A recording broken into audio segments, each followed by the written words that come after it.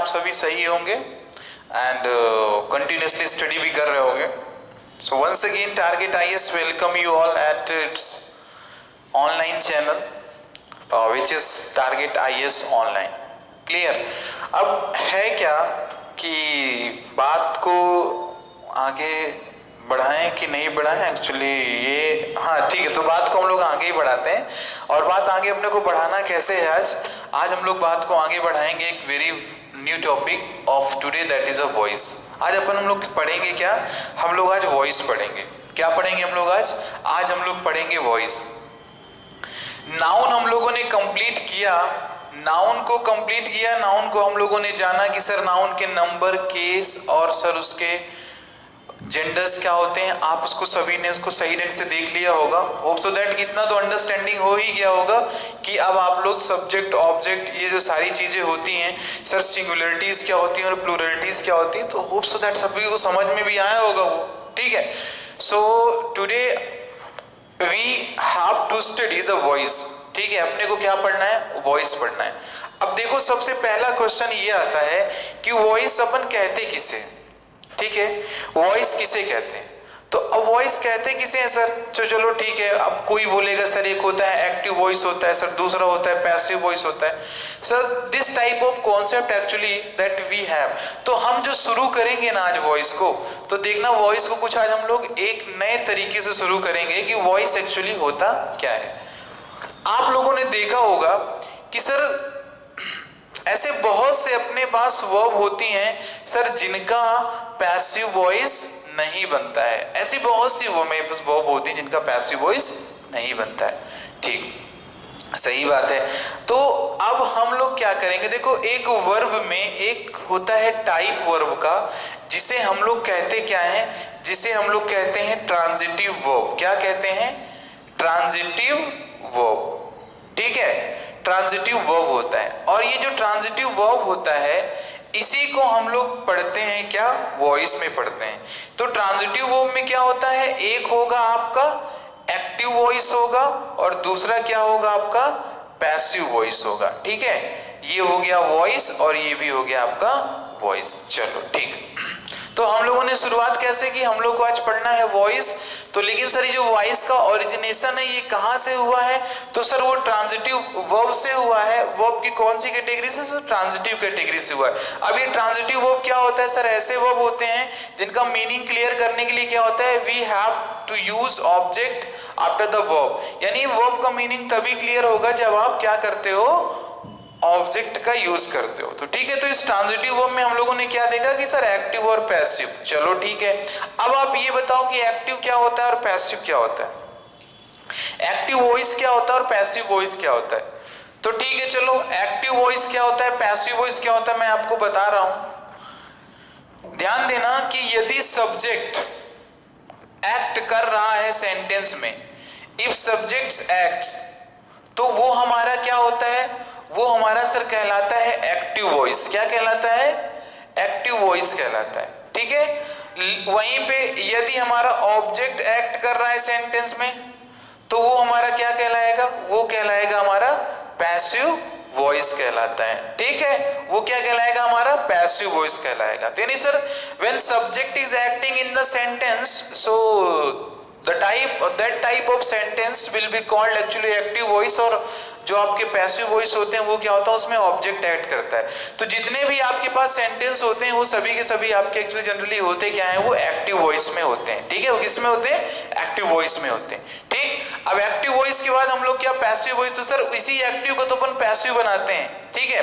अब ये एक्टिव से पैसिव का जो चेंजिंग प्रोसेस होता है, तो ये क्या कहा जाता है, ये कहा जाता है ट्रांसफॉर्मेशन ऑफ वॉइस। क्या कहते हैं इसे हम लोग कहते हैं ट्रांसफॉर्मेशन ऑफ वॉइस। ठीक है, हम लोग ट्रांसफॉर्मेशन ऑफ वॉइस कहते हैं। चलो ये तो बहुत ही बेसिक सी चीजें हैं कि sir that every student knows. ठीक है सर, सभी बच्चों को ये पता होता है। अब क्वेश्चन ये उठता है कि सर कुछ इसमें चीजें होती हैं जो हम लोग थोड़ा सा उसको समझेंगे अभी। चलो ठीक है, अब देखो आप सभी, पहले एक बेसिक जो सिंटेक्स और स्ट्रक्चर होता है तो वो क्या होता है सर, सब्जेक्ट होता है, वर्ब होता है और क्या होता है, ऑब्जेक्ट होता है। ये किसका है, ये आप ले लो एक्टिव वॉइस का, मतलब आप सेंटेंस का यही तो लिखते हो आप ना स्ट्रक्चर, तो जो सेंटेंस का स्ट्रक्चर होगा वही होता है आपका एक्टिव वॉइस का। सेम वहीं पे पहले देखो, किसी भी चीज को पढ़ने से पहले है क्या कि अपने सर उसके बेसिक्स क्या है सर, कि at the time of the examination हमारे पास यदि सर ऐसा कुछ कभी आता है कि अपने कॉन्सेप्ट भूल गया, तो सर कुछ अपने पास बेसिक जो सर अपना प्रैक्टिकल है वो अपने पास होना चाहिए। तो यदि SVO लिखा हुआ है तो वो आपका एक्टिव वॉइस कहा जाएगा।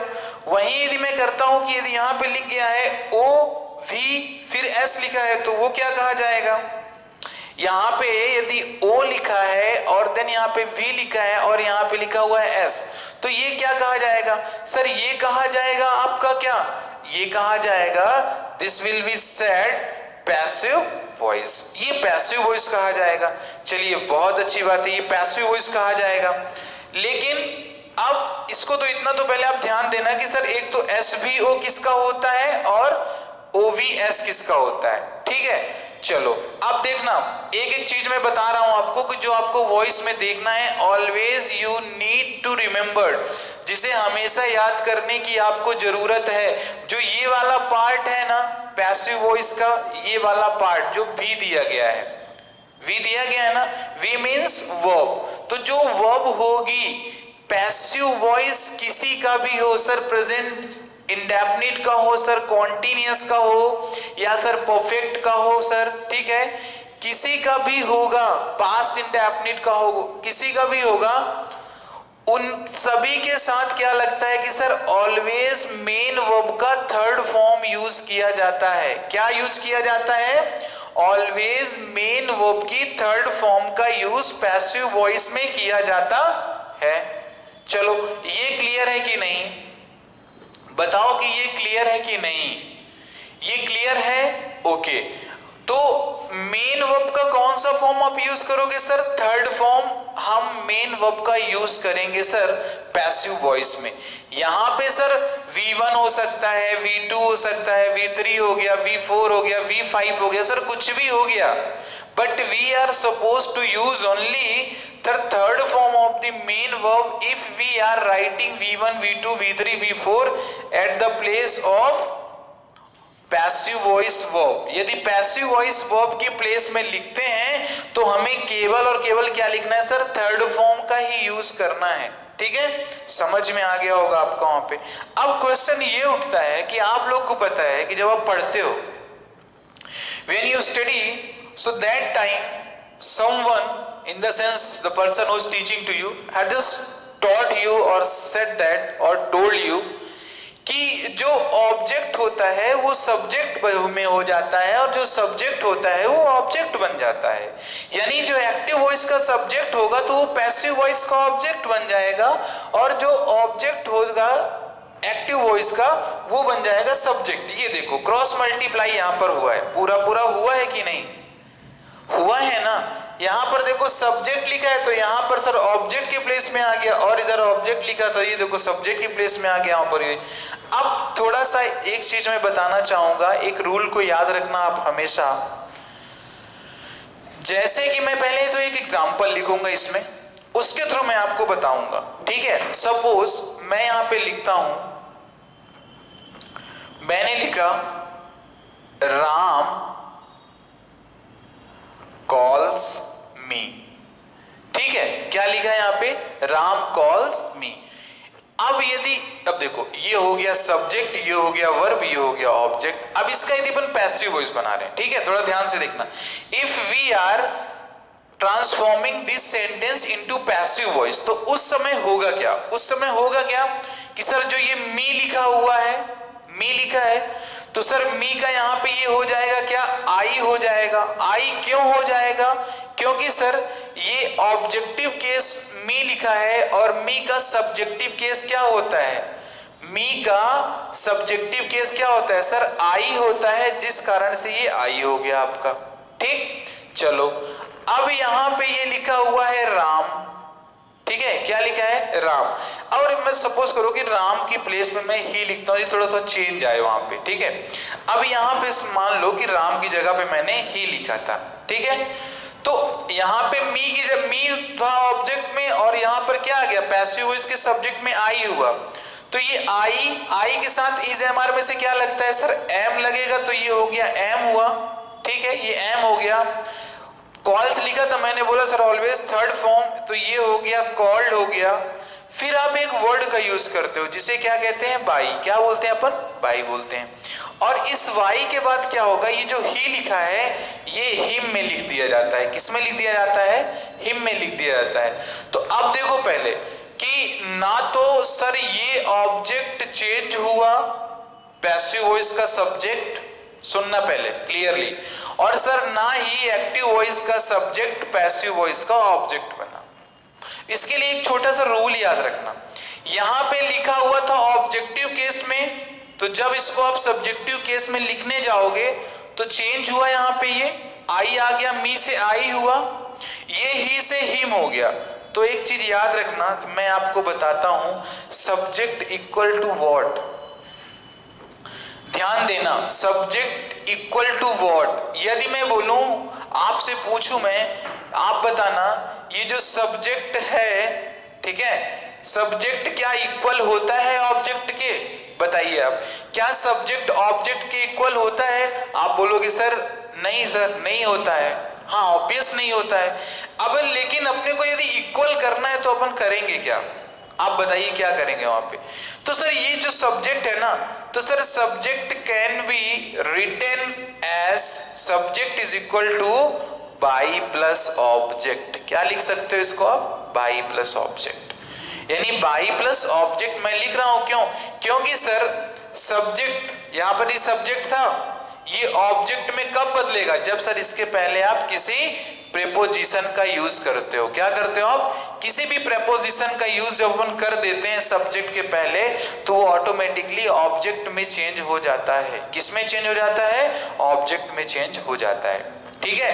तो इस रूल को याद रखना कि सर जब कभी भी हम किसी सब्जेक्ट के पहले यदि प्रीपोजिशन लगा रहे हैं तो सर वो ऑब्जेक्टिव केस में चेंज हो जाता है। बाई मी बाई हिम बोलते हो ना, वो क्यों बोलते हो, उसका रीजन यही है, क्यों, क्योंकि सर प्रीपोजिशन जब लगता है सब्जेक्ट के पहले तो सर वो ऑब्जेक्ट में बदल जाता है, ठीक है। चलो ये समझ में आया होगा आपको कि सर सब्जेक्ट ऑब्जेक्ट में कैसे बदल जाता है और ऑब्जेक्ट सब्जेक्ट में कैसे बदल जाता है। तो ऑब्जेक्ट सब्जेक्ट में कैसे बदलेगा कि सर ऑब्जेक्ट को यदि सब्जेक्ट में बदलना है तो सर ऑब्जेक्ट के पहले से आप बाई हटा दो, और सर यदि सब्जेक्ट को ऑब्जेक्ट बनाना है तो क्या करो, बाई लगाओ, अब चेंज हो जाएगा आपका, ठीक है। चलो अब थोड़ा सा कुछ नोट डाउन कर लेना कि किसका किसका बनता है पैसिव वॉइस। तो देखो generally do we have 7 series of tense की 12 सीरीज ऑफ टेंस है हमारे पास, क्योंकि आपको पता है ये 12 कैसे, यहां पे यदि मैं आपको बताऊं तो ये हुआ प्रेजेंट, ये हुआ पास्ट और ये हुआ फ्यूचर, ठीक है। और ईच हैज, हर एक के पास कितने हैं, 4 सब टाइप हैं, तो 4 into 3 कितना हुआ, 12 हुए, ठीक है। अब ध्यान देना कि सर इस 12 में से सर माइनस करो 4 तो इक्वल टू कितना आएगा सर, 8 आएगा। तो पैसिव वॉइस केवल कितने टाइप के बनेंगे आपके जो टेंसेस होते हैं sir, among all the series of tense only we have 8 serieses, those we can transform into passive voice। इस चीज को याद रखना कि सर 12 तो टोटल होते हैं भाई, प्रेजेंट का इंडेफिनिट, प्रेजेंट का कॉन्टिन्यूअस, प्रेजेंट का परफेक्ट और प्रेजेंट का परफेक्ट कॉन्टिन्यूअस, 4 ये हुए। ऐसे तुम्हारा क्या होगा, पास्ट का भी इंडेफिनिट, पास्ट का कॉन्टिन्यूअस, पास्ट का परफेक्ट और पास्ट का परफेक्ट कॉन्टिन्यूअस होगा कि नहीं होगा, ऐसे फ्यूचर में भी होगा। तो सर प्रेजेंट के पास भी 4, पास्ट के पास भी 4 और फ्यूचर के पास भी 4। अब सर इनमें जो अपन क्या करते हैं कि 4 × 3 करा दे तो अपने को वैल्यू कितना आता है, 12 आता है। उस 12 में से 4 माइनस कर दो, आप 4 माइनस करोगे तो बचेंगे कितने आपके, 8 बचेंगे। और जो ये 4 माइनस हुए हैं ये कौन से हैं आपके, ये जो 4 माइनस आपने किया है ये आपके हैं, लिख देता हूं यहां पे, याद रखना। देखो 3 तीन तो आप कॉमन ही निकाल दो, तीन तो कॉमन निकाल दो परफेक्ट कॉन्टिन्यूअस वाले। Perfect continuous of every tense, जो आपका परफेक्ट कॉन्टिन्यूअस है, परफेक्ट कॉन्टिन्यूअस, ठीक है। परफेक्ट कॉन्टिन्यूअस किसका हो, या सर प्रेजेंट का हो, या पास्ट का हो, या फ्यूचर का हो, नहीं बनता है इसका पैसिव वॉइस, ठीक है। प्रेजेंट का हो, पास्ट का हो, या फ्यूचर का हो, पैसिव वॉइस नहीं बनता है। Remember that, passive voice present perfect continuous, past perfect continuous, future perfect continuous, no passive voice.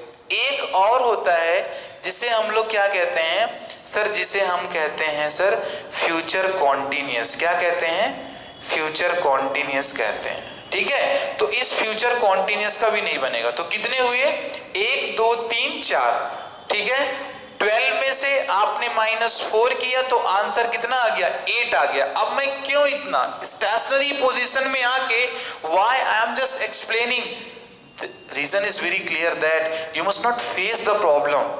आप कभी भी प्रॉब्लम ही फेस ना करो कि आप वॉइस पढ़ने बैठे हो और कोई पर्सन आपसे बोलता है Sita has been singing a song since 2 days। अब आप उसमें करोगे सर, सॉरी सिंस नहीं, फॉर 2 days, तो अब आप उसमें देखने जाओ तो बोलोगे सर इसका सर पैसिव वॉइस, हाँ सर वेट सर मैं बताती हूँ या मैं बताता हूँ, नहीं, आपके माइंड में पिक्चर क्लियर है सर, इसका पैसिव वॉइस नहीं बनेगा। Neither you have to waste your time to study the concept like this, ठीक है। चलो, तो 4 का नहीं बना तो बना कितने का, 8 का पैसिव वॉइस बनेगा। चलो एक चीज तो आपको क्लियर है, ये वेरी गुड, ये आपको क्लियर है। नेक्स्ट हमारे पास आता है कि मैं आपको समझाना चाहता हूं कुछ चीजें और। देखो क्या है कि हम लोग सर टेंस में जितने पैसिव वॉइस बनते हैं सर, उसमें तो महारत हासिल है अपने पास, उसमें तो अपने पास महारत हासिल है, ठीक है। आप सोचोगे कि सर एक्चुअली सर वही सर वॉइस वहां पे, तो डोंट वरी, हमारे पास कुछ ऐसे भी एग्जांपल्स आएंगे। फॉर एग्जांपल अभी वॉइस में अपन लोग इस लेवल को टच करेंगे। सपोज यदि मैं वहां पे लिख देता हूं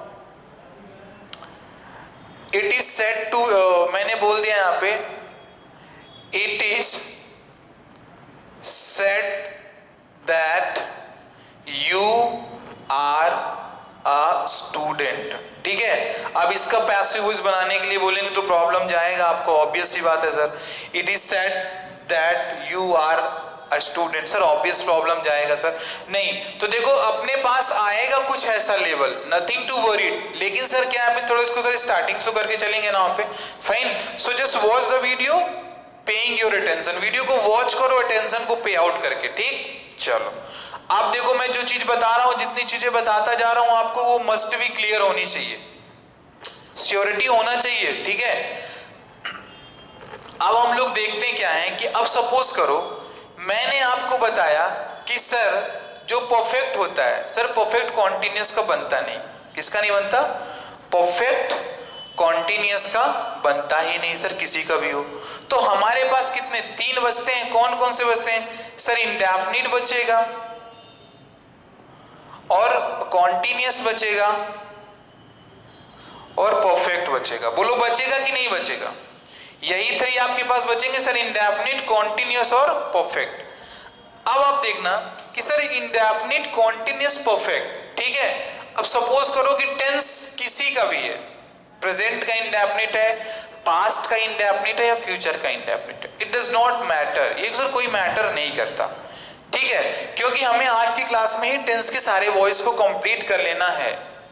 यदि इफ यू हैव प्रॉब्लम, सो मैं आपको कल इसके एग्जांपल्स में मैं आपको सारी चीजें करा दूंगा वहां पे, because you are the example lover.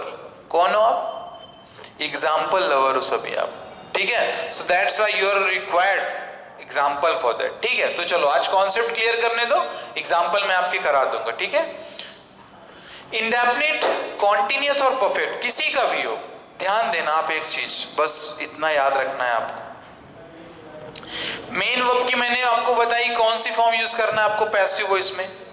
ये इधर सपोज करो ये एक्टिव में लिखा हुआ है, ठीक है, और इधर ये लिखा हुआ है पैसिव में लिखा हुआ है, ठीक। चलो यदि इंडेफिनिट होता है तो आपको पता है कि सर मेन वर्ब का तो थर्ड फॉर्म होगा, सब्जेक्ट ऑब्जेक्ट वाला मैटर क्लियर है, लेकिन सर हेल्पिंग वर्ब किसका होगा ये बताना है।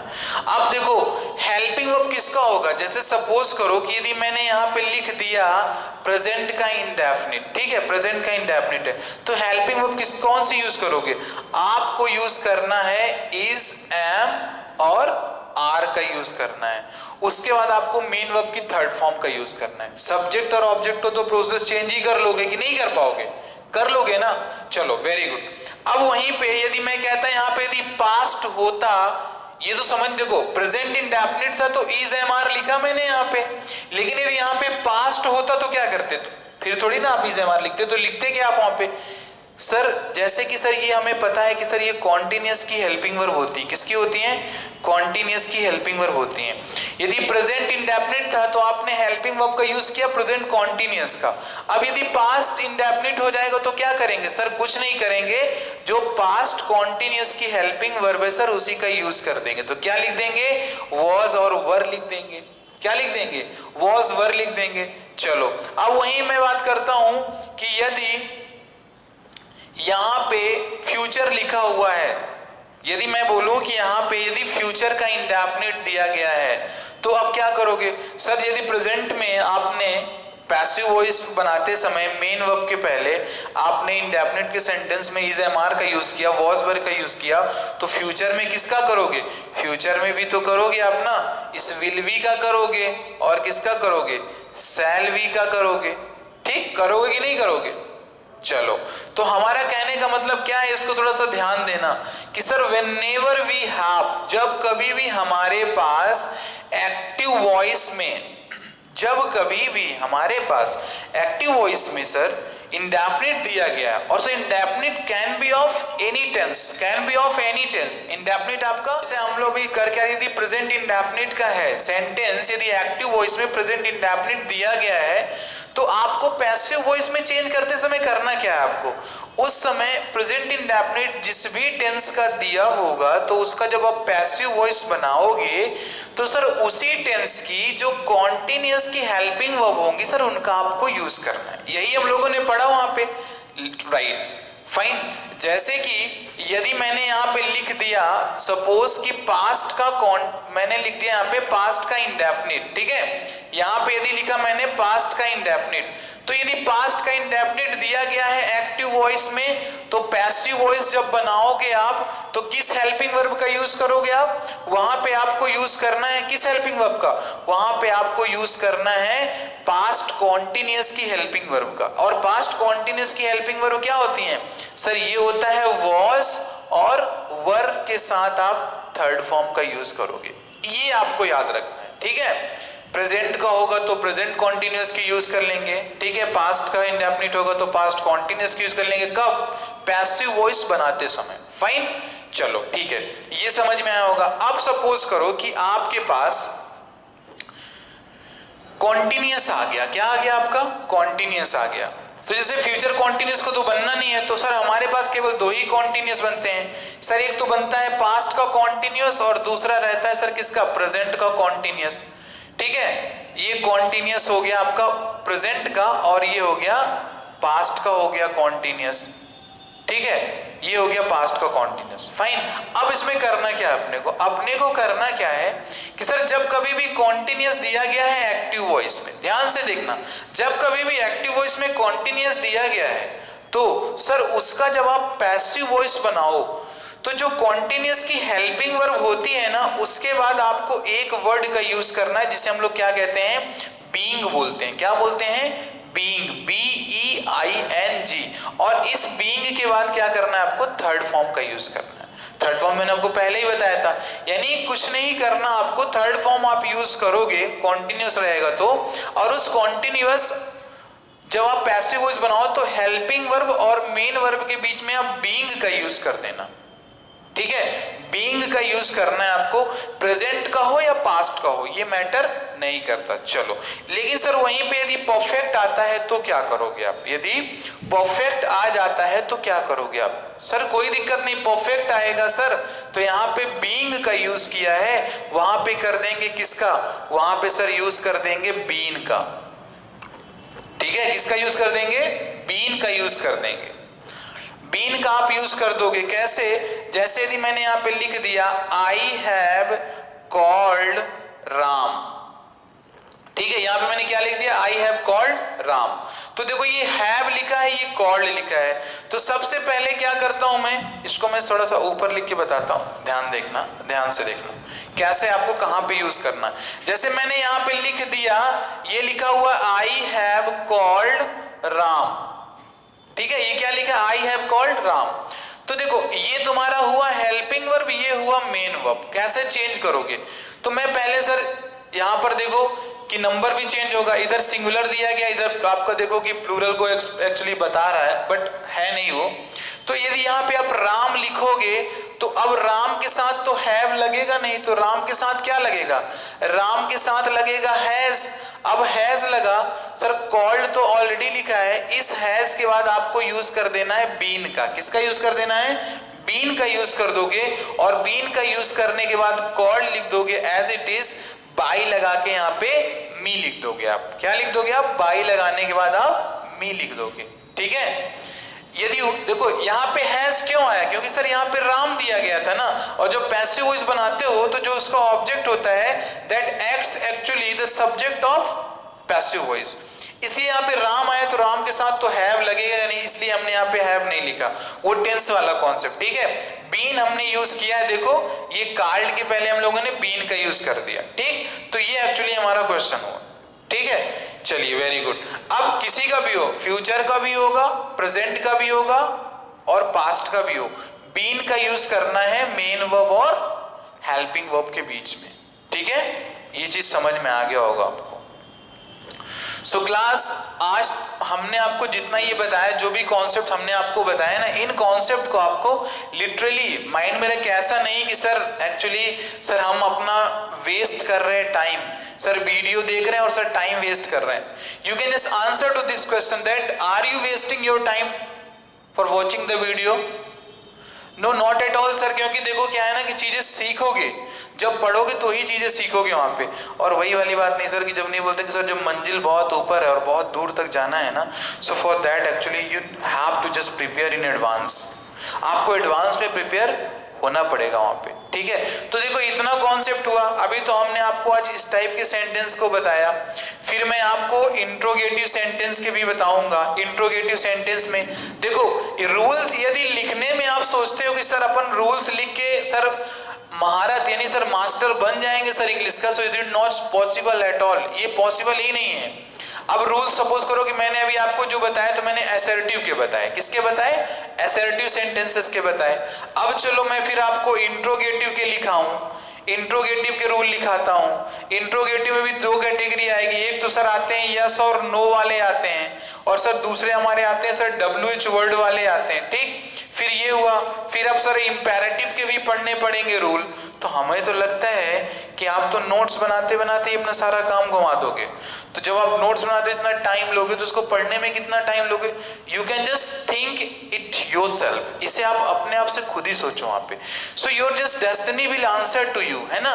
थिंग इज दैट कि sir first we must understand the concept and thereafter we need to just make the notes, उसके बाद अपन नोट्स बना लेंगे वहां पे, ठीक है, क्लियर। तो ये सारी चीजें देखो अभी हम लोगों ने असर्टिव के रूल किए, इनको बहुत अच्छे तरीके से पढ़ लेना, क्योंकि यदि इसको नहीं पढ़ोगे तो हम सर इसको बताएंगे, ये भी तुम्हारा क्या होगा, पूरा का पूरा क्या होगा, मट्ठा हो जाएगा सर, मिक्स हो जाएगा कॉन्सेप्ट, समझ में भी नहीं आएगा, और आप क्या करोगे, कंप्रोमाइज कर लोगे अपने आप से।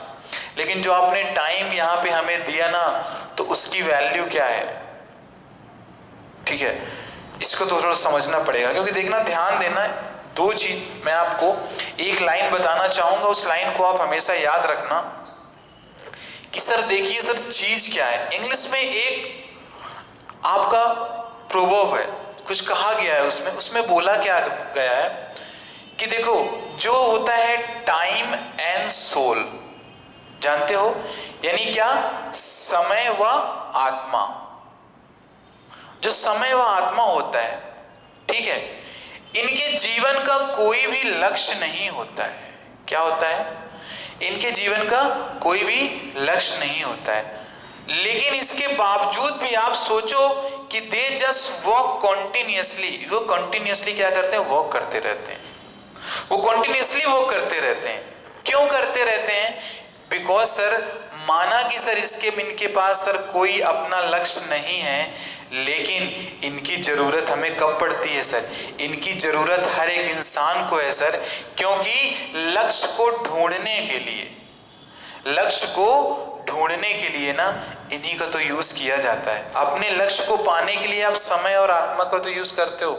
समझ में आया होगा, यदि आत्मा रुक जाएगी तो आपको डेड मान लिया जाएगा, यदि टाइम रुक गया ना तो आपका एवरीथिंग खत्म हो जाएगा, और वहां पे क्या हो जाओगे, आपके लाइफ में आ जाएगा एक वर्ड जिसे क्या कहते हैं, फेल्ड कहते हैं। ठीक है, तो देखो समय और आत्मा यानी time and soul, they don't have their own aim, खुद का एम नहीं है, but they are being searched for making the aim. Sir यानी लक्ष्य को सर प्राप्ति के लिए ना इनको सर्च किया जाता है वहां पे। ठीक है, सो होप सो दैट आज आपको थोड़ा और बेटर अंडरस्टैंड हुआ, क्योंकि अपना एक प्रॉपर जो चैनल है ना, I mean to say that communication वो एस्टेब्लिश हो रहा है, so that I just said to you and nothing to worried about anything. आप बस कॉन्टिन्यूस अपना टाइम देते रहो and everything is duty of mind. ठीक है, आप केवल पढ़ते रहो, जितना इधर से कराया जा रहा है प्रैक्टिस करते रहना आप वहां पे, least that you will not face any type of problem, the topic which we complete. Fine, so thank you class and have a cheerful day.